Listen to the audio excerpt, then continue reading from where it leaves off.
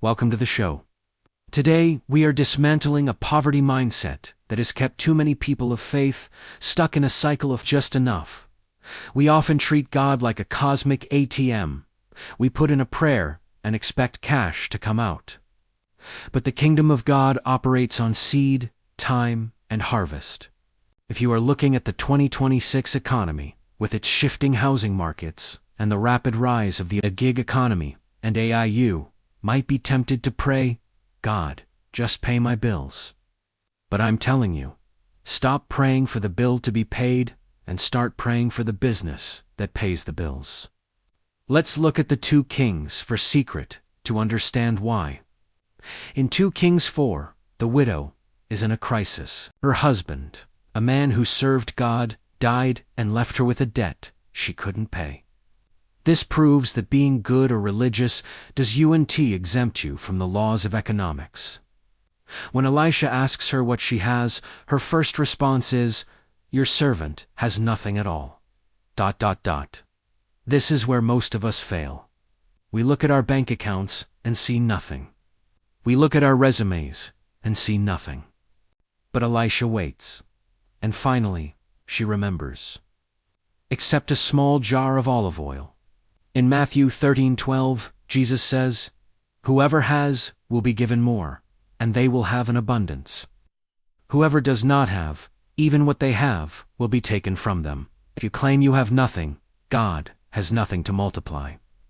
In 2026, your jar of oil might be a knack for social media, a certification you haven't used, or a plot of land. Wealth accumulation begins the moment you stop confessing lack and start confessing potential. Elisha told her to go to her neighbors and borrow empty jars. He said, "Don't ask for just a few." In today's world, jars are infrastructure. A jar is a high-yield savings account. A jar is a registered LLC.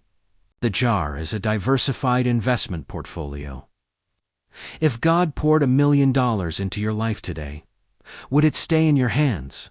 Or would it leak out because you have no jars to hold it? Most people pray for a flood of money, but they haven't built a dam to catch it. Proverbs 24:27 gives us this incredible advice. Prepare your work outside. Get everything ready for yourself in the field. Then after that, build your house. The widow had to do the hard work of carrying heavy, empty jars into her house before the miracle happened. She had to sweat for a miracle she couldn't see yet. To accumulate wealth in the coming years, you must prepare for the wealth before you see the comma in your bank account. Look at 2 Kings 4:04. Elisha tells her, "Then go inside and shut the door behind you and your sons. Pour oil into all those jars, and as each is filled, put it to one side." Why shut the door? Because wealth building requires focus. In 2026, we are distracted by every get-rich-quick scheme and every doom-and-gloom news cycle. The miracle happens when you shut out the critics, shut out the noise, and focus on the work God has put in your hands. The oil kept flowing, as long as there was a jar to receive it. When all the jars were full, she said to her son, "Bring me another one." But he replied, "There is not a jar left." Then the oil stayed, it's flowing. The limit was not God's supply. The limit was the widow's capacity. God is saying to you today, I have the oil. Do you have the jars? As you move forward into the rest of this year, I want you to change your prayer. Instead of saying, "God, give me money," say, "Lord, show me the opportunity. Give me the wisdom to build the jars. Give me the strength to shut the door and do the work." Wealth is not a mystery, it is a harvest.